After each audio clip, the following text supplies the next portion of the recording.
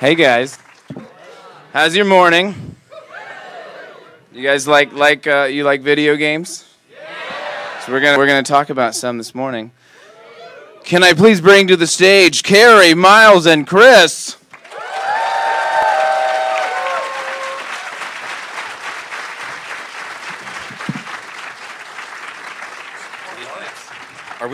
Do we want to spread out, or are we going to clump together? What's going on? Let's clump. Okay. There's a lot of chair options up here. Yeah. This is the first panel I've been on where everyone had a mic. Yeah. I'm gonna straddle some nice. chairs. I feel too much pressure now. Oh my goodness. Good morning, everybody. How you doing? Morning. I'm just going to drink caffeine. This is Chad. Nice to meet you. So I had this panel last year, and we're back again to do it. And basically, we're gonna tell you guys about. We're all writers, I think. Ish. Maybe, yeah. Yes. And literate. And all gamers as well. Yeah. So to me, that's a big thing. Like I find in my writing craft, I pull a lot from games, not just from the stories they tell and the writing styles they have, but from some of the kind of devices that are built into games that aren't maybe quite as clear on the surface. When you get into writing, you're like, oh, these storytelling tool sets and these device tool sets are applicable to writing a feature film or writing a series or things like that. So I'm going to start off with the one I talked about last year, which is something as simple as a Mario item, which to me is the coolest thing. Because what that taught me to do, and I've been playing games my whole life. I've Atari 2600 on. I'm a little older than some of y'all maybe. Sega Genesis. Yeah, there we go. PlayStation. But I played a 2600 a lot. Did you really? I did. Wow. Yeah. My brother and my dad had one, and they really liked it, so Yar's Revenge. Oh, sweet. I had Yar's Revenge, yeah. Did you go back and play, though? Yeah. Obviously. Yeah. You weren't here. No, at a very early age, I developed a type machine, yeah. And I actually invented the Atari 2600. Oh, my God. It's me now. You also, if you did that, that means you own Chuck E. Cheese. Yeah, that's sure. The same guy. Is it? Yeah. Dude. Nolan Bushnell. True story. Wow. Founder of Chuck E. Cheese. Well, I am and already Atari. learning something. Yeah, education. Well, thank you guys for coming to the... Yeah. For the Atari 2600. Why is there not an Atari in Chuck E. Cheese then? Like, why isn't Yar's Revenge not like the big game? I mean, whatever. Yar's cheese. Sorry. Anyways. It's early. So a big thing, and Chris can attest this too. So Chris and I spent many months locked together in a room writing Laser Team last year. Hot. And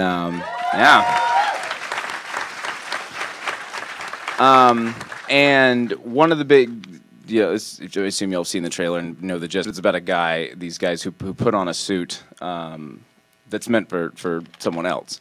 And so that presented a challenge of creating these action devices where you have these pieces of a suit that function in a way. There's a laser blaster, there's a shield, there's these things that have very normal, straightforward uses, but then they'll turn, to find ways to turn things on the head and surprise the audience with what they do, or creative uses that the characters can come up with, use the devices. And I actually pull, going back to the Mario thing, I pull a lot of that from Mario. I think Mario has this amazing way to take a device that does one thing and it'll do something completely different. And the example I use a lot is if you ever played Mario Galaxy, there's an item in there's an ice flower. And you get it and you can throw ice balls and like, okay, cool. But then you go on ice, and because you're cold, suddenly the water becomes platforms, and it's like, oh, what, like? Oh yeah, you freeze the water. Yeah, you freeze the water, and you start ice skating across water. Yeah. And so then, graceful for a fat guy. Yeah. So suddenly there's that, and then there's even escalation on top of that. Then you'll come to areas where there's lakes, and there'll be waterfalls, and so there'll be these two parallel waterfalls, and suddenly you can actually wall bounce up the waterfalls because he's freezing the water as he touches it. And so you have these stacking escalations. And that's exactly the same way that we write action devices. It's like, you have this base thing. Can I turn that on its head? And then can I turn that on its head and keep the audience really on their toes? Yep. That's good. That's really cool. Yeah. It's really good because it's an ice flower. Yeah. I'm sorry. It's still. Shut up. What No, time you're is it? good. Do you? We are 4 minutes in. Well, Miles, you have a Mario tale. Yeah. So I really really like video games. And one of the things I enjoy most about video games is the psychology behind game design. I don't know if you guys are a fan of Egoraptor and his series Sequelitis, but it's a wonderful example. If you want to get into the mind of a game developer, could not recommend that series more. So the example I kind of wanted to talk about today is World 1-1 of the very first Super Mario Brothers game. It is a textbook example of fantastic game design, and you can see that within the first 15 seconds of that level. So the first thing that you're presented with when you load up Super Mario Brothers is a little red guy and a blue sky and some ground, and that's pretty much it. Now let's assume that you have never played a video game in your entire life. You have this controller in front of you. It has an A button, a B button, and directional pads. It has 4 directions. So let's assume you at least know what a video game is. And you're going to have to input something in order to make shit happen. Otherwise, you can just stand on this screen for 300, they're not seconds, but timers or whatever, and eventually it'll run out and you'll die. And if you didn't do anything, you go, oh, I guess I should probably press something on this, okay? So the first thing you're going to do, you know, the button, that doesn't seem to do anything. It's the run button, but you don't know that. Your phone goes off. That's wonderful. You call your friend. You go, "What's the B button do?"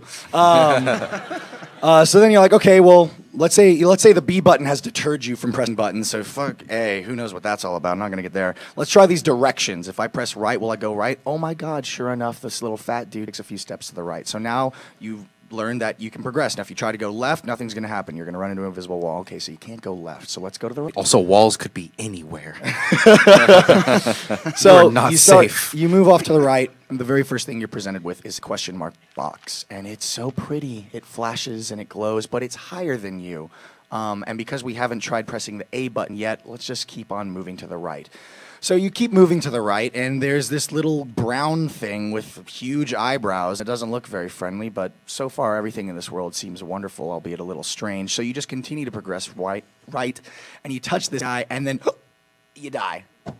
That guy's an asshole. So you've learned that you can't just win this game by pressing right. So let's try again. You go back to the start, you move to the right. This time, you're going to try hitting that A button, and oh my God, you can fly. Just kidding, you can jump, but you jump really fucking high. So you can jump over this guy. That's cool. Let's see. Maybe now that you've learned that you can jump, can you go back and do something with that question mark block? Oh, well, you've gone too far to the right. You can't go back to the left. We've learned that once you've passed something, you can't go back, so you keep on blah, blah, blah, blah, blah. So let's say that you die again because you suck at playing video games, obviously. Let's go back one more time. You're now at the beginning. You know you can jump. You're going to hit that question mark block, right? Because now you know that you can do something, so you jump up to try and hit it. But ding, you get a coin. Wow, that was so cool. Now, if you're walking, not running, generally the way the game is set up is you're going to hit that block, and by the time you come down, you're going to land on top of the Goomba, and the Goomba's going to die. Oh my God. If you hit these things from the top, they go away, and they can't kill you anymore. This game's amazing. You can kill and become a murderer, just like you've always dreamed. Yeah. So that's within like the first 15 seconds of that game, and it has already taught you so much, and you're not being told how to do this. You're just doing it. You're just playing the game and learning through experiencing it. Now, the reason I bring all this stuff up is because there are a lot of ways that you can teach your viewer things that they're going to need to know for a story. Exposition, right? What do you need to know about these characters so you know why you should care about this person, why you should hate that person, and why that dog talks and hangs out with all these kids in a van. So there's a bunch of different ways that you can handle exposition. You know, a lot of times in anime, they just have the exposition dump. It's just part of that storytelling style where you're going to have a character, Kakarot. Ah, yes, of course, I am the prince of Vegeta. And like you just get all that out of the way, and they're like, cool, let's fight. And that's awesome. Like, that's totally fine. You know, there's so many games that have the tutorial level, or the, like, if you watch Sequelitis, Mega Man, those are called Hammer Joes. Like, sometimes you just have that person that's like, they just tell you what you need to know. And that's fine. If you want to handle your story or game that way, that's fine. But also remember that there are more interesting ways and more subtle ways to get the point across. So look at the first episode of Breaking Bad, right? It doesn't take very long for you to figure out who Walter White is. ignoring the hook at the very start of the first episode where he's standing in his underwear and you're not quite sure who Walter White is, you start to see how he got there from that first episode. You know, it's his birthday. He's old. He's going through a bit of a midlife crisis. He feels like he isn't where he should be in life. And you get all of this through a whole bunch of subtle things, not necessarily them being told directly at you. Is there a right or wrong way to handle exposition? I don't think so. I think it's however you want to handle it. But by looking at video games and checking out how you can kind of trick the player into learning things and experiencing things, I think you can do the same thing with a story. How can you trick your audience into learning something without them realizing that they're being told? So yeah, that's my spiel. Nice. First of all, I would say I would absolutely buy a audiobook of Miles Narrates Mario. Yeah.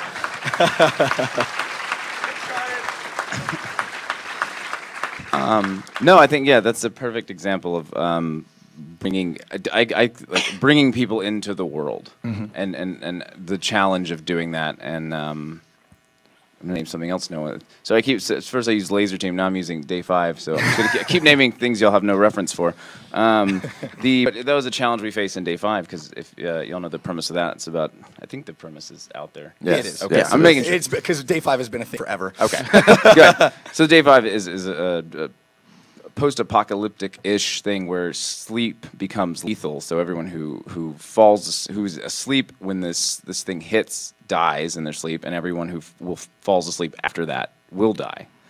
And so we had a big challenge, like trying to figure out how do you bring people into that world without, just like a giant exposition dump at the beginning. It's funny you mentioned Breaking Bad. Like, actually, I love the first, the minute, because it's a series. I think it is like a series of little questions. Like, you get the big question, sure, but you have these little questions that you're answering moment to moment. He's in an RV. Why is he speeding? Where's his pants? Like, what, and a great example to me is actually like the Lost pilot, if you guys have ever seen Lost. Don't get to the end of Lost. Just stop after like season 2. Much like sometimes you don't finish a video game. Yeah, there you go. Video games. Bringing it back, Carrie. I got you guys. But yeah, it's a series of little questions. I think like the opening to BioShock is a great example of that. Oh my God, it's so good. It's so good. Oh no, I was going to start talking about something completely different. Do it. So. I'm going to talk about something completely different. So in general, I tend to gravitate a little bit more towards series than features, both from watching and from writing, just because I don't know what it is. I've just enjoyed being with characters a lot longer and just seeing multiple stories of the same characters. And I think video games are a great example of that because video games are so much longer than, it's this hour-and-a-half long experience. You're going to be with these characters and reminded of the story constantly for the series. Yeah, nowadays if you get like a game that's like 7 hours long, you're like, this is bullshit. Yeah. It's insane. So this is just a recent example. This game is not recent, but I just only recently played it. Who's played a game called Thomas Was Alone? Decent amount of people. Okay, so for the people who have not played it, it is a puzzle game. There are 100 levels, and you start out as a little red square named Thomas. He's a square. That's it. There's no face on it. There's no nothing. He never says anything. He never does anything, but the whole thing is narrated. Very similar to, Mario 1-1. They, through the first 10 levels, teach you, here's kind of how this game works. There's a jump button. Cool. You can step on switches. Cool. Every 10 levels or so, they introduce a new character. And every single one of these characters has their own personality. They have their own traits. And as the game goes on, they also start interacting with people. Well, yeah, I don't get a lot of time to play video games. So I would play that game for like a day. And then like a week later, I would come back to it. And I'd be like, who the fuck was this green square? What, did he like the blue square? Was it? And the second the narration started back up, they would just lay in very subtle things about he remembered the blue square fondly, and I was just like, okay, this one likes this one. This is his characteristic. He was the nervous one. Oh, he's nervous, yeah. And nervous square. Nervous square, yeah. No, there's some nervous. There's a lot of them. There's so many characters in that game, and they do. It's an excellent example in personification too, because they make you legitimately care about squares. Which in its own way is just a testament to how good that game is and the good the writing the game is. But one of the things I think is really interesting in a video game is I was also I finally finished Far Cry 4 after a year of it being out or however long it's been out, and even in that I think video games have to evolve to a certain point where in the cutscenes they have to assume that you actually don't know what's going on, so they lay in these little clues to remind you, like, oh yeah, that's the asshole guy. This is the guy that is really nice, and he's probably gonna die. Let's be honest. And I just think video games do a really good job of laying in those things, which I think is really important in a series. Ruby has a lot of characters. RVB RVB has a lot of characters. And it's really important. See, the trick is to do the 10 Little Roosters thing where you just lose a character. In Exactly. You also know exactly how many. 10? All right, cool. But I think video games have to do a really good job of not assuming that everybody always knows what's going on. I also think Skyrim is a great example of that, where how many people here just didn't even like finish the main quest until the very end? They just went and did everything else in the game and then finished. Exactly. Yeah. The most people, I feel like, actually that's what they did. Yeah. So it's then on their job, the writer's job, to remind people as you're going through these missions, okay, here's what you're doing last, and here's where you're going forward. And you don't want to be repetitive, but you need to remember that the audience isn't always going to be 100% with you. Yeah. And I think that's a really important thing in writing, to remember to not always assume that your audience is caught up or understood everything. Yeah.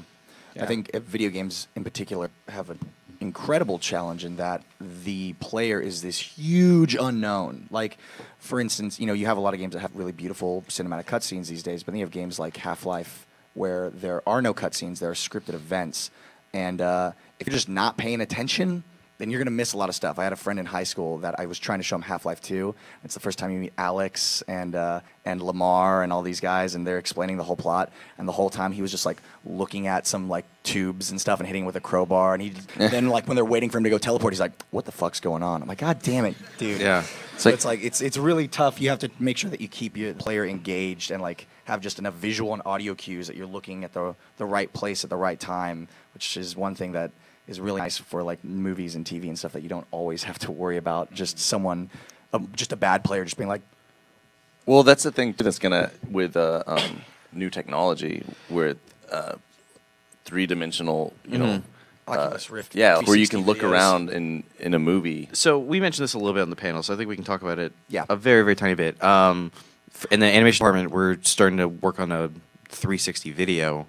Can't go into detail, can't really talk about it, but I think it's safe to say it's Gray's baby. Yeah. And we were helping him with it a little bit, just trying to like talk about it. And you were very adamant on like, I think this is where the Mario 1-1 This is exactly example where it came from, yeah. came from, was people aren't used to this yet. People aren't trained to know where to look. So what audio cues do there need to be to get them to look in the right area to receive the information that they need to at the right time? Yeah, with this new rise of Oculus 360 degree, you can look wherever you want at any point in this video technology. It's very, very new. It's weird. And because it's such a new concept, if you try and go really high level, like if we were to put out like a 5-minute 360 degree video that was like the most complex, like really subtle, like, I don't know, a really, really complicated video, I think it could be done, but it'd be incredibly difficult because It's too soon for subtle. it's a little too soon for subtle. If Bloodborne's an amazing game. It's super challenging. It's beautiful.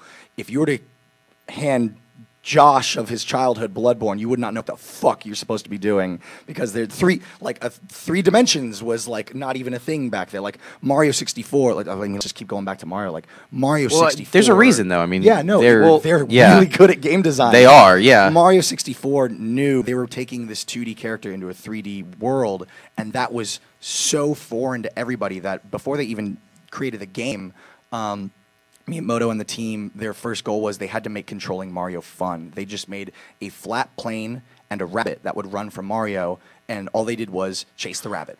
And that's all they did for Lord knows how long. And they did not even start working on the rest of the game until just running and jumping and dashing and crouching and doing all this stuff with Mario was fun. And what's great is that made it through into the final game. Mario 64, it's not like Mario 1, World 1-1, where you start off with a timer and enemies and a goal. Mario 64, you start off outside of Princess Peach's castle. Inside Princess Peach's castle is where everything's going to go down. You're going to fight Bowser, you're going to save the princess, you're going to get stars. But right now, you're outside, and you can run around. There's no music. It's quiet. It's very serene. It's a sunny day. There's little signs that can tell you how to do things. And it's this safe place. There's no bottomless pits. There's nothing that can hurt you. And it just gives the player an opportunity to learn what it's like moving in 3 dimensions and then once you're ready, you can go into Peach's Castle and begin your adventure. And that's one of the things that we were talking about with this project that we're working on is as soon as somebody, like there's a bunch of 360-degree videos on YouTube that you can do with an Oculus with your phone or just clicking and dragging with a mouse. There's some good ones. There's some really bad ones. Yeah. And they just did a Warcraft one. That's really cool. That one's good. Yeah, what's great about the Warcraft one is really it's just kind of a test. Like you're flying on the back of like a giant griffin or something, and you can look around at the kingdom, and it's all really pretty and blah, blah, blah, blah, blah. And then there was one for like a Terminator thing. Yeah. And it's like they're trying to throw so much stuff at you, and like the first thing that you do when you get in one of these videos, at least for me, like it's like, okay, time for 360-degree video. It starts up, there's a person talking to you, and I want to look over here because I instinctively just want to see, can I break this? Surely they didn't think to put anything over here. No, they what's didn't. in the ground? What's in the ground? What's on the Can ground? I see my feet? Can I see my feet? Oh, nope, this video sucks. Yeah. Well, I remember we were also watching, there's like a music video, and we clicked a couple times just scrolling the camera around, and then we just ended up watching like feet for 30 seconds, and it's just like, this isn't helpful. This isn't doing anything, especially on YouTube when you're just dragging the player. Like, it's not this easy thing you can look around in. But yeah, we can't, like I said, we'll stop talking too much about it. We'll have plenty more to talk about in the next coming months. But yeah, it's 360 video is going to be a thing, and it's going to be really interesting to see who uses that medium in a way that will affect their video like narratively and emotionally, and who's going to be doing what a lot of the early 3D movies did, which is just like you have a paddle ball and oh, watch out. Like it can very easily go into a campy, gimmicky kind of thing. And what we're hoping to do is actually make the 360 video part of the experience and really add tension and levity and have an emotional impact. Well, I think too, tease. I think it's not just relevant to 360 video too. I mean, interactive storytelling in general. I mean, Murder at RTX has been phenomenal. Oh my God! Yeah, and I can't imagine that there wasn't any video game thought going on. No, there was. During that, you know, I stole so much from Hideo Kojima. Oh my God! Don't even get me started on him. He's amazing. No, it's actually I really did. There's a game. So I had Sega CD because I was really cool. And you're that kid, huh? Yeah. Sorry. You're the only kid. There's a game. So if y'all are familiar, Hideo Kojima makes Metal Gear Solid, which I'm sure a lot of you guys know. He made a game called Snatcher. Has anyone played Snatcher? Yeah, that's about what I thought. Yeah, 4 people. Yeah. It's amazing. You should absolutely play it. It's one of my favorite games ever. It's basically this merger of Blade Runner meets Invasion of the Body Snatchers. So there's these like metal robots that are taking over. I'm interested. Replacing people in this like futuristic Japan, but it has a really like Blade Runner feel. And so you play as this detective, but you get these video calls from the people. So I actually I took that for Murder RTX. I actually played through the entire game before I wrote the story and looked at how they did. And it was, to me, it was little details. There's a balance with games, and some go too far one way or the other in terms of replicating real life. Like for instance, like I like Shenmue. I think it's a cool game. If you've ever played Shenmue, it's a little too far to real life. Like I don't want to have a job in a game. I don't want to go work the docks in the day. You don't? No. I actually totally do that stuff all the time. Yeah. Are you the person that played The Sims and just played it like your real life? Did you? How else would you play it? You torture everybody. I mean, I would do that sometimes. You're the one who takes the ladder out of the pool. I'm the one that makes the walk to work longer. That like you just make a hedge maze so they can get to the bus, and then by the time they get to the bus, they've missed the bus. So then it's time to go back, and then by the time they get back and go to sleep, then it's already time to get up for work again, and then they eventually just kill themselves. But see, like if that, I am a very well balanced human being. Thank you. But you're torturing other people. Would you play a game where it was you who had to make that walk? So I played PT, and that was a torture. That was, yeah. Well, I mean, that being said, we both are huge fans of Persona 4, and in that game, sometimes you go to the library to study. You know. Oh God, Chie, she's the best. Don't even get me started. Let's not talk about that. Chris still needs to talk about his thing. Hello. Okay. Well, to me, one thing that's what's the first media that you consume when you're a kid? It's like you're consuming movies and TVs initially, right? You're just passive, right? Mm-hmm. The first thing when you're growing up that you consume where you actually get to explore and do something besides sit and watch is video games.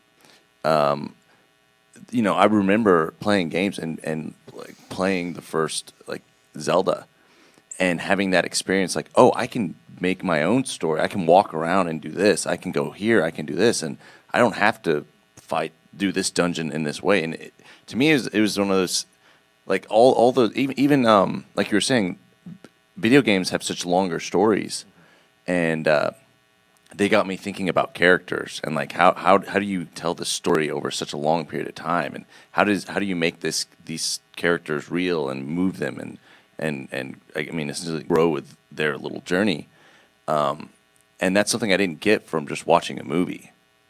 You know, you watch a movie and you're like, cool, all right. Yeah. But when you're playing a game, you're thinking like, oh, well, what if I do this? Mm-hmm. What would happen if I open this, or what if I got this? It makes you think in a way that's a lot like writing, where you can do anything, and you think about characters in ways that you don't when you're just watching a movie. Because I remember, I mean, I would do that. I would play games, and then I would go and outside and jump around on my trampoline and make up stories based off the video game characters, and not movies. I wouldn't do it off movies and stuff as much. It was always video games because I felt more connected to those characters, and I felt more compelled to write their stories in my head. Yeah. Because when you're playing a game, it feels like you're, you know, experiencing those characters. Yeah, the character is just like your avatar. Like you are the one. Like you don't say, "Man, I was playing Halo last night. I love the part where Master Chief killed that grunt." No, you say, "I was playing Halo last night and I totally killed this grunt. It was awesome. He sucked." Like it's you. You're the one that does it. Yeah, and it's like that's as a kid, you're like, this is the first time where you feel like you're I don't know, that part of your mind is like moving. And yeah, so like I started writing stuff around video game characters because that's what, I don't know, that avenue of my life opened that part up. Mm-hmm. I was just playing into that too. I think you talk longer stories talking about just kind of like these characters that you're living with a little bit more. Just video games have just such an easier time world building, I feel like, than a lot of series or movies do, because you can have the people in the courtyard that are just like, hey, I'm here to tell you this thing. This is a sign. Read the sign. This is some information. Read the information. Here's how to do ladders.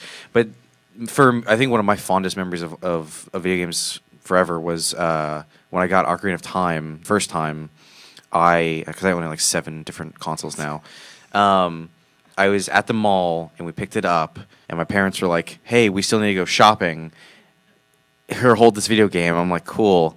So I opened it, and I just started reading through the manual, and just immediately I was hit with all these things I was really interested in, all these things I wanted to check out, and I could just tell that this world was really huge. That was my first Zelda game. I'd never played any before that.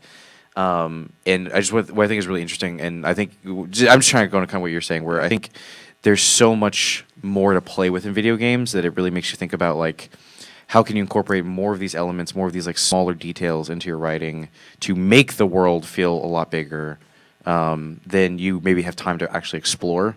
I think is like that's something we have to deal with Ruby a lot, where we probably look like we're just like teasing things or just like not wanting to talk about things, but it's more just like we're trying to sprinkle some things in so that you can kind of understand how big this world is in our heads. And just kind of get like the everyday look at the world versus like, here, now is the episode dedicated to this specific thing. I think video games do a really good job of just making worlds feel really big, even if you're not actively doing anything. Yeah, I mean, I think it's one of the, you think about worlds because you interact with those objects. When you're watching a movie, it's so passive. It's easy to like let it just gloss over and just watch the movie and not think about like, wow, look in the background, there's this and this and this. And then so when you're video games, it's so immersive where you interact with these things, and you can learn from that and then put it into your writing. I think a game that does a wonderful job of that is the Fallout series. If you guys have played Fallout 3, I haven't played any of the originals, but my first Fallout game was Fallout 3, which I feel like a lot of people, that was their gateway into the series and the franchise. One of the things I love about Fallout 3 is the wasteland. So in Fallout, it's this kind of like retro future where there was a nuclear apocalypse.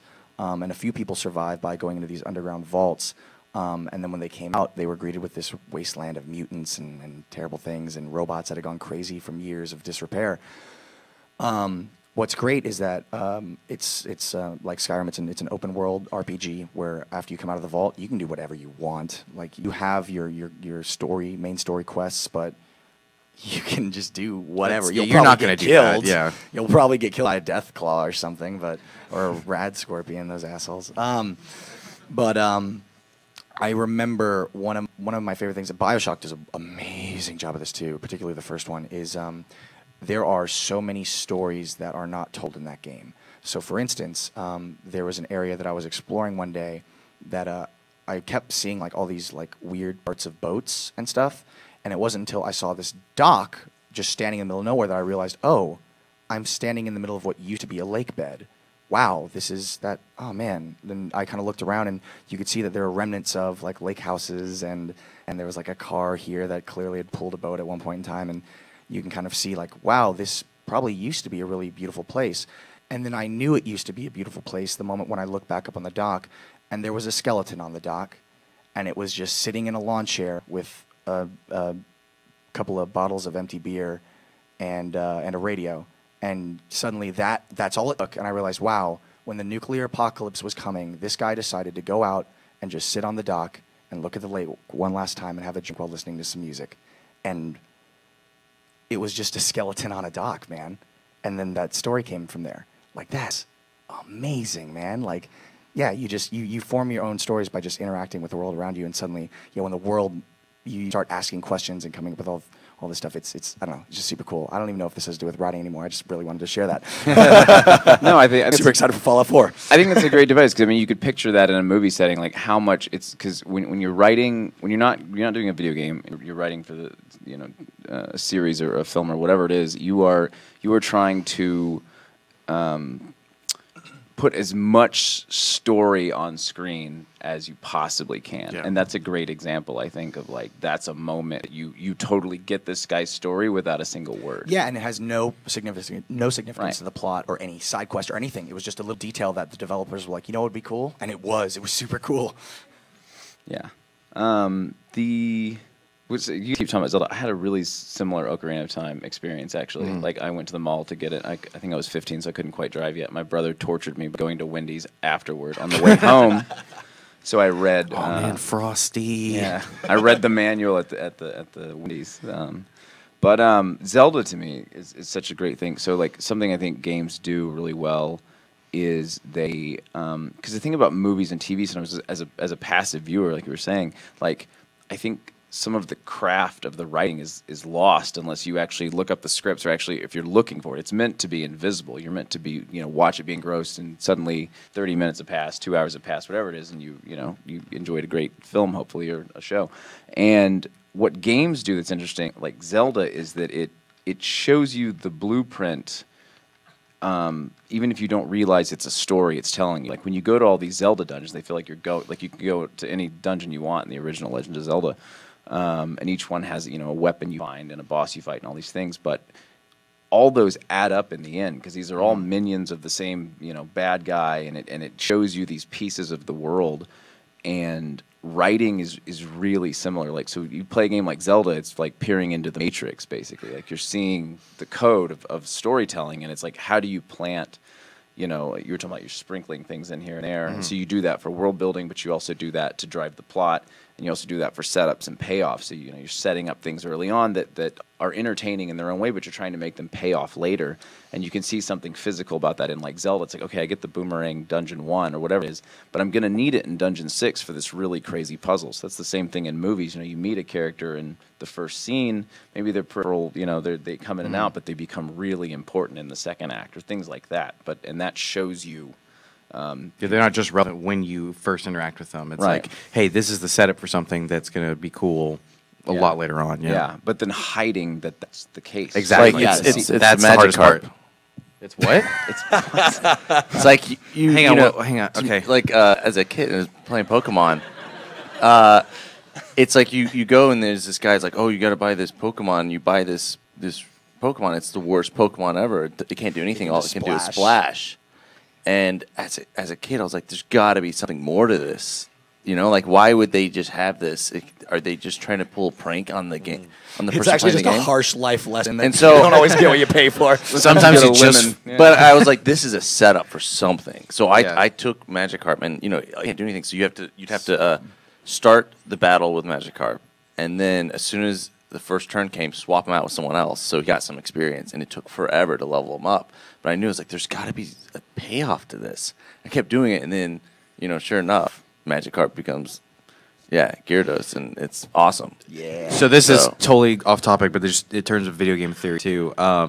What that's teaching you to do is switch training, which is something that you then use for the rest of the game. Exactly. Yeah. That's I mean, like that's like one of the main ways to level up lower level Pokemon. But if if you buy the $500 whatever it is Magikarp, like that's immediately teaching you how to do that. Sorry, that's not related to this at all. I'm sorry, I just got excited. I don't get a chance to think about video games critically a lot, so this is actually really fun. I think we keep coming back to Zelda, and you bring up a great point of introducing the boomerang only to have it be used later. It also walks a fine line. I think I like The Legend of Zelda as like an idea. I tend to be more of a fan of top-down Zelda games, like Link Between Worlds. Oh my God, I love that game. But Zelda kind of fell into this weird trap where now it's like tradition, right? That in Zelda, you're going to go to a dungeon, you're going to get an item, you're going to use that item, blah, blah, blah, blah. But at some point, tradition becomes monotony and repetition. Like, I was not a huge fan of, what was it, Skyward Sword, and even Ocarina. People might hate on me. I thought Ocarina was okay, just because it's like, it becomes really predictable. When did you play it? I played, sorry. I played, when I was a teenager. I played Ocarina the first time, I think, in middle school. I borrowed it from a friend. Okay. I didn't actually own the game. I played it for a little while, and then I was like, eh. And then I played it again. I actually completed it when it came out for the 3DS. Yeah. So, to be fair, it was an old game. It aged a little bit, and I didn't have that hardcore nostalgia that a lot of other people did. No, I can understand that. I mean, like, I think a lot of that game comes from the fact that, like, that was my first. It's not really open world, but to an extent it is. That was my first game like that. I love Sonic the Hedgehog. Like, I was a Sega Genesis kid, right? Going back and playing it, they're not good. They're really not. You just hold forward and occasionally jump over spikes, and it's really actually kind of frustrating. But nostalgia is really powerful, and his character design's awesome. But yeah, it was weird. Yeah, Zelda for a while just kind of fell into the thing where it's like every time, oh, did I get this item in this dungeon? Guess I know how I'm going to beat the boss. It's like you have to kind of find this balance. Like you said, when you introduce an element and you show its usefulness, then you should immediately turn that usefulness on its head and make useful in another way or add some sort of complication. So Link Between Worlds, one of the reasons I love it so much is because they completely changed the way that you get items in that game, where it's a renting system. Much like in the early Zelda games, you can approach any dungeon in any order, and you can get the items at any point in time. So then it's up to you as a player to determine what item is going to help me defeat this boss, because they do still rely on that, which I think is a fun part of Zelda games. Is okay, what's the trick to beating this guy? Yeah. But in that game, you can beat bosses using different items. So you can use like the little gust of wind thing to get above an enemy, and then the whole like becoming part of the wall. At this point, I'm just rambling. No, that part of the wall has a great turn device too, because you use that if you play Link Between Worlds. You get a magic. I think it's a paintbrush or something. You get it's like a bracelet. Cursed it's a bracelet that turns you into a painting on a wall. But you have this bracelet that allows you to maintain and control of yourself. Right. So you can jump on and off as like 2D. Yeah, drawing and like go along walls and out windows and The first time in that game where you're going along a wall and then you just hit a window crack and then you go on the other side, I was just like, oh. Yeah, like if I were to be a 2D image on this wall and I were to start traveling that way, I'd make it to the door and then I'd go out that thin crack in the door. That's how you can maneuver once you have that ability, and it's like, whoa, but this world is so different now. There's a boss fight though that's amazing with that device. So there's a boss fight where the guy has a shield and like he's you can't hit him, he's blocking, and you can actually run up to his shield and plaster yourself on his shield as a 2D thing. And he moves his shield and he's like, "Where'd you go? Where'd you go?" And then you just jump off his shield on the back and attack him. And like that's a great turn of that device. Like, because most of the time that device is used to just like maneuver through the environment, and sometimes like if you're getting wailed on by an enemy, you can kind of take a break and get on the wall. That was the first time where you kind of used it in an offensive manner, and you turned it on its head. You feel those moments in games, I mean, do you feel like that? Like when you hit those places where you're surprised, you're like, oh my god, like the way they used this, the way they did this is like. I remember having that boss fight, and be like, that's awesome. You feel rewarded for figuring it out, which is a very important thing in writing. Which is giving your audience the chance. It's not just like always you explaining, oh, here's how things going. It's giving the audience a chance to figure it out for themselves. It's the difference between a cheap twist and a twist. If you were paying attention, you could have figured out on your own, which was something that I thought was great that 10 Little Roosters did. There's a difference. I mean, going back to Legend of Zelda and also Portal, which is one of my favorites, a good puzzle game, when you figure it out, you go, oh, yeah. Like, you had all the pieces in front of you, and you, the player, were smart enough to figure it out and beat that puzzle. And, of course, because you're a genius, of course you could do it. Yeah. Yeah. And then you get to the next one, you hate yourself, but Yeah. In Ocarina of Time, a lot of times, and again, just shouting out to Ego Raptor again, he talked about this in a sequelitis. It's like, because it was, Ocarina of Time was the first 3D Zelda, a lot of times the puzzle wasn't readily apparent. The puzzle wasn't, oh, of course, I can see all these pieces and I have to move them like this. The puzzle was, all right, I got to look around this 3D room. Oh, the switch was above me. How clever. Hit it with your hook shot, and there you did it. It wasn't a puzzle. It was just looking for a button. And that's one of those. I found myself more often than not in Ocarina of Time when I saw the puzzle going, oh, fuck you. Like, it wasn't the, oh, it was the, ah. And Well, see, the thing about that is that was one of the first 3D games like that. Yeah, so I mean, that I think itself that was a invented puzzle. everything So that you're talking it's one of those things where it's like, it's just up there. But At the the time, the yeah, audience that's a good didn't point. know that you could look up. things could be above you? What? Yes. Yeah. Yeah. That's a really And fair so, point. That's a really so fair point. it is that Mario aspect where you have to teach someone this world piece by piece. People don't know how to interact in a three-dimensional world. Yeah. You know, because everyone had always done 2D stuff on Super Nintendo, regular Nintendo. It's like now they can look around and like, wow, I had no idea that something could be hidden, behind this thing. Yeah. That's great. Skyward Sword shouldn't have done that. We understood 3D at that point. Yeah. Fucking get your shit together. You know We're what's gonna crazy? do it in a whole other panel later on Miles bashing Skyward Sword. So come back. Just Call the it idea mashing. of going back to explaining how three-dimensional works. Mario 64, they actually have a guy holding a camera to it's so great. explain. Yeah, they personified the, yeah. because people never experienced a third-person camera in a game before. And you that was control the first the time. camera. And and you control the camera. People didn't understand. Like, to explain that, they're like, let's just make a guy have a camera and say, here, this is your guy. He's your little cameraman. In a way, you're controlling two characters Yeah.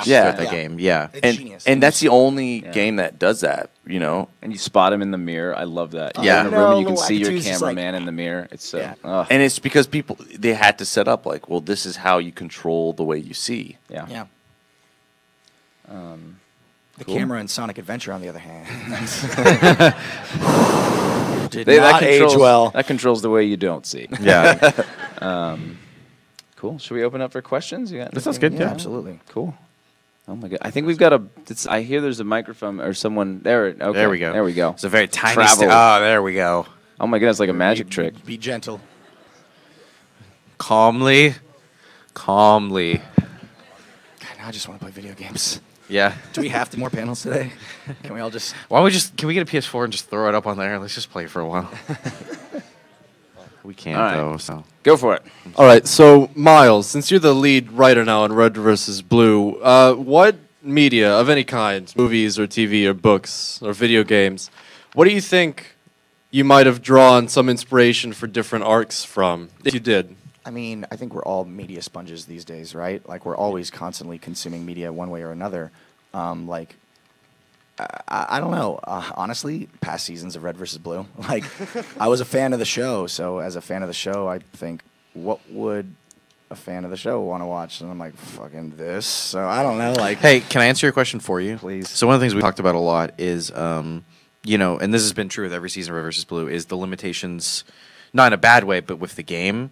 I remember you spent a lot of time, early seasons 11, 12, and 13, just like looking through the maps and just kind of going like, what's here, what's inspiring you, what's interesting about these sets that Bungie's already developed, Yeah. 343's have already developed it, for it, you. It wasn't like you get to write a story and then you build the set or create the set. It was first you get the set and then you have to write a story around it. So season 11, Bernie and I took a look at the Exile Canyon and we're like, all right, so there's a radio tower. I guess someone's trying to call somebody. Okay, let's write that down. All right, there's two bases. They're built out of shipwreck parts, so there was a shipwreck. Okay, this base is kind of smaller. That would probably piss off whoever has that base. It kind of looks shitty too. Whoever built it must have sucked. All right, so that's Simmons. And that I love Red Team. I love making their lives miserable because that what makes them funny.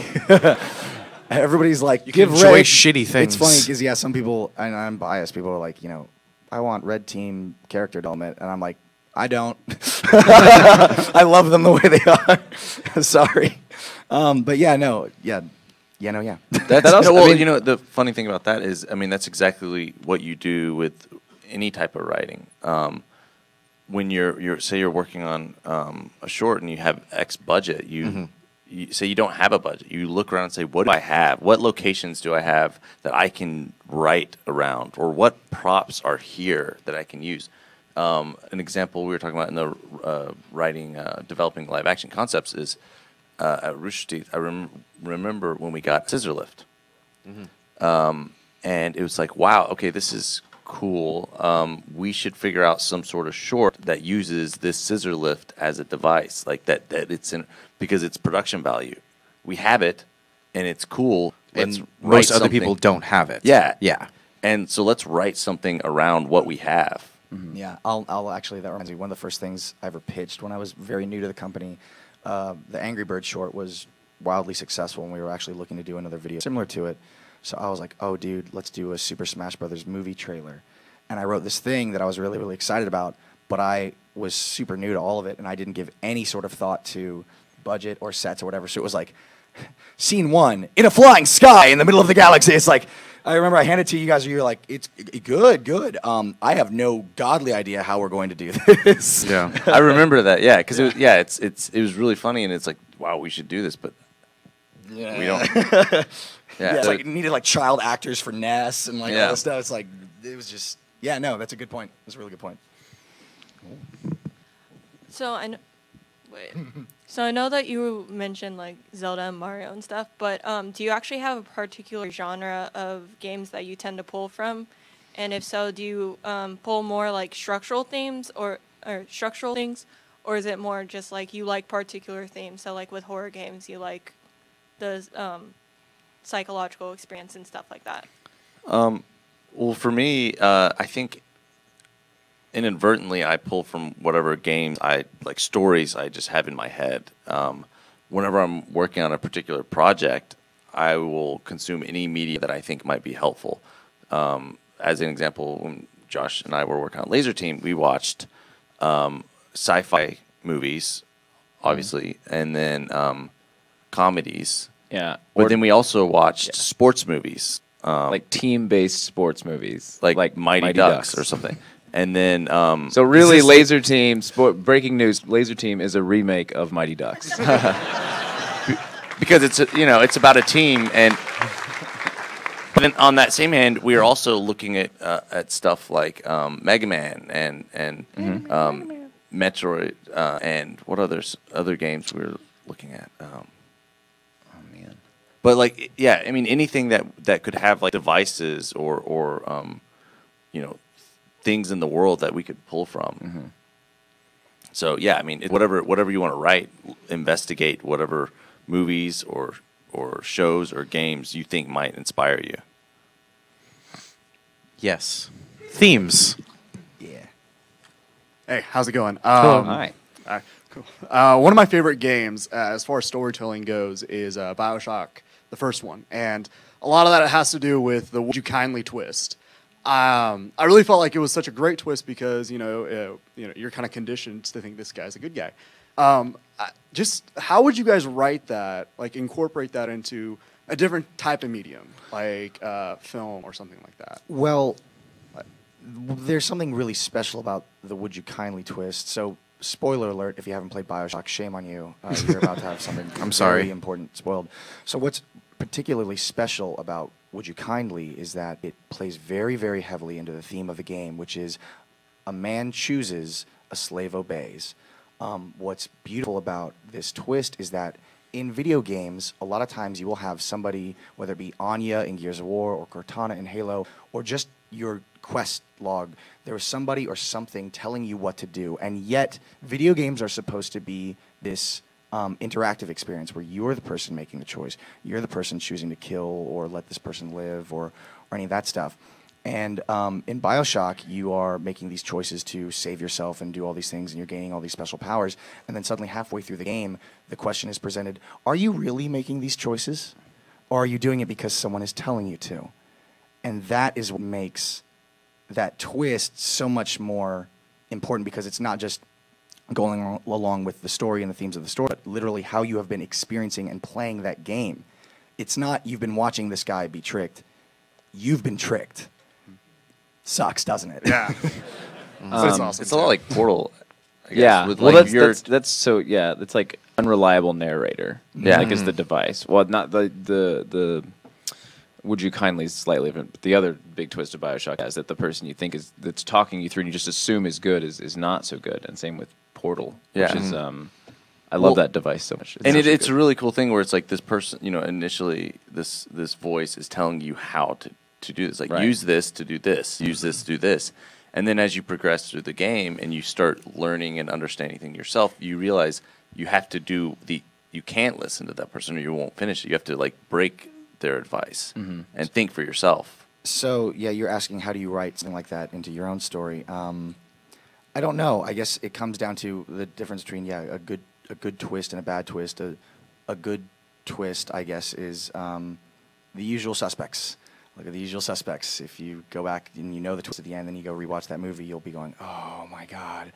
A bad twist is the plants want to kill us because we are destroying the world with our environmental hazard. Like, fucking what? Like, that's not a twist. That's just a sudden stupid plot point. There was nothing leading up to that. There's like they go back and they show like all this B-roll footage of like the wind blowing, like as if that should have told you. Of course it was the plants the whole time. I'm referencing The Happening, by the way, which sucks. Like, oh my God, like that's a bad twist. No one could have predicted that because that's stupid and shouldn't have been in the movie in the first place. Yeah. Well, twists are hard. I mean, twists are. I don't know if I've ever sat down and thought of a twist. I feel like you just that's weird, like a weird inspiration thing. Like suddenly, like, oh my God, I've got a good idea. I want to put a twist in Well, here. I've Yeah. tried. You were talking. Oh, go ahead. I was the only twist I think I've ever done was the Felix twist in Red versus Blue. Yeah, he sucks, right? But that was the one. It was like I was actually really, really, really nervous about that because I thought people were just gonna be like, eh. But I tried to do my best to layer in as many he never lies, but he is still like a deceitful piece of shit. And if you go back and you listen to everything that he says, it's like, oh yeah, no, he's always been a piece of shit. Well, I mean, I think the reason that one worked too is because it's very integral to his character. Is like that's the kind of thing he would do, and what I think is very important that I think video games do, and what a lot of things we're talking about is it's very important that your main character and audience understand about roughly the same things. If you get super far ahead of your main character in terms of how they're thinking, you're just going to think them character's a dumbass the whole time. That brings up a great point. I love Dead Space 2. Dead Space 2 is great because the main character, Isaac, you relate with on every single level. A lot of times in horror games, like, you're like, no, I'm Don't not go in the door, gonna don't go in the door. Oh, why would I ever want to go into this haunted house? And yet, like, some person's like, Chuck, we need you to go into the haunted house. And your mute protagonist is just like, and then you go in. Like, Isaac didn't speak in the first Dead Space. He was a silent protagonist, and he's forced to do these things, but it was for survival or whatever. At this point in Dead Space 2, in the story, you don't really give a shit about anybody on the space station you're on. You just want to save your own ass. But they decided to give Isaac a voice, which I was like, ugh, I don't know about that. But what's beautiful is, in the first level, when somebody calls you on a radio, they're like, Isaac, look, the oxygen levels are going low. We need you to go down to the oxygen room and give us some more oxygen. And Isaac goes, fuck that. No, I'm getting out of here. Best of luck. And then due to a series of events, you are forced into doing it. And then when you're forced into doing it, Isaac goes, God damn it. Like, you're so on the same page with him the whole time, and it's great. Well, even that's a setup payoff. It's like it's set up like I don't want to go in there. Why would I go in there? And then when you go in there, it's like it's funny. It's like okay, yeah. Yeah. Going back to what you're talking about, like the twist thing. You talking about option C in writing. Oh, that's great. Josh, you want to? Option C is a thing where it's talking about endings specifically, where a lot of times with an ending there's like two really obvious endings, right? There's like, oh, the good guy will win, or you could say fuck the audience and he'll lose, and so but either one of those you're expecting, right? Like it's like that, or the other one is the good ending is what is more likely going to happen. The bad ending is more just like to piss off an audience, and then there's this mythical thing in writing called like option C, where it's the ending that people didn't know that they really wanted, and like that. And could never explain to you how to find that ending, except that just don't make it the other. Like just you want to play and see what you can do that's not those two, and hopefully you can find something. A great gaming example of that is Last of Us. Have you ever played Last of Us? That has like one of the best endings of any game ever. I won't spoil it because it's a little. Carrie, you need to finish that game. I know. Did you want to talk or? Yeah, I mean that's Yeah. It's like finding that. That's how I think a good twist Yeah. worked in. It's that option C. It's like that's not what I was expecting, but now that I see it, it's perfect. Yeah, Yeah. you can't imagine it any other way. Cool.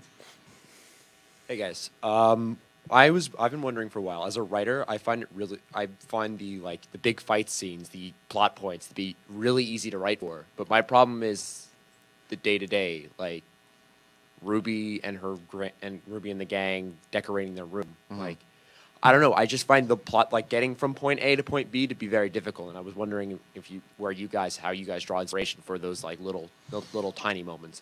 I feel like our biggest inspiration for those is, okay, so we know the beginning of the scene they're going to be here, at the end of the scene they're going to, they need to get to B, or they need to come to this conclusion or whatever. It kind of depends on the scene. If it's a comedy scene, it's basically, okay, let's make each other laugh for 10 minutes or so and see what sticks, and then write that down on paper. A lot of it also too for us is we're saying we're still trying to layer in some character aspects or some pieces of characters that we haven't gotten to yet. There's in Ruby 1 there's a lot of, we really want to make sure people get the idea that Ruby is really socially awkward, that she doesn't understand this stuff. That I think this decorating scene in Ruby 1 is one of my favorites because like each character had their own little thing. Like Blake's putting these books away. She gets embarrassed by one of them. Ruby's Secret perv. Yeah. Ruby slices the curtain. Yeah, I know. For me, it's those are the rare opportunities that I really enjoy. Where, hey, you know what? Anything could happen in this scene. I know point A and point B. It's not gonna be hard to get to it. So let's make it really entertaining for the audience. That's kind of a vague answer. Yeah. I think what helps me is I try to focus on character first. Like if you can have really interesting characters that you just want to see do literally anything, then you're great. I'm not saying that we have that, but it's something that we work towards.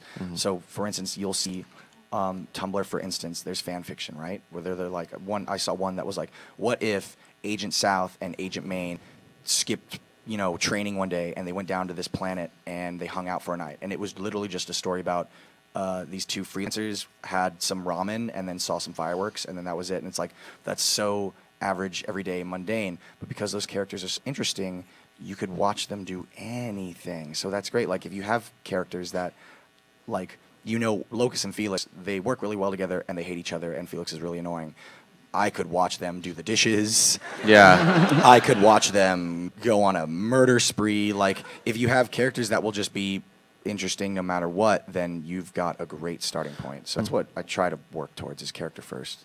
I think it's like it's a broader piece of advice, but I mean, like the rule of thumb is like, a scene should always move character or it should move story. Ideally, a great scene moves both, and so I think, yeah, like if you've got those downtime, like then you should definitely use it for character moments. Like tell us something new about the characters that we don't know. Don't overdo that though. Don't be like every new scene they have a new hobby, or something. You're like, God, they have a lot of hobbies. By episode 5, Yank's like knitting, and it's Yeah. like, no, for 7 years. Yeah, I was in a tournament once with knitting. Yeah. There's a real. Yeah, it's about adding those details that add up and mean something, Right. as opposed to just details. Right. Thank you. 3 minutes. 3 minutes. Okay, let's see. Hello. See what we can do. Hey. Really quick, when you're developing an early concept, you mentioned a lot of influence from media. How do you kind of keep yourself on track? Like you're working on something really cool, and then you go to see Ant-Man, and you're like, "Oh, why didn't I think of that? I should start from square one." Because I've been having that problem.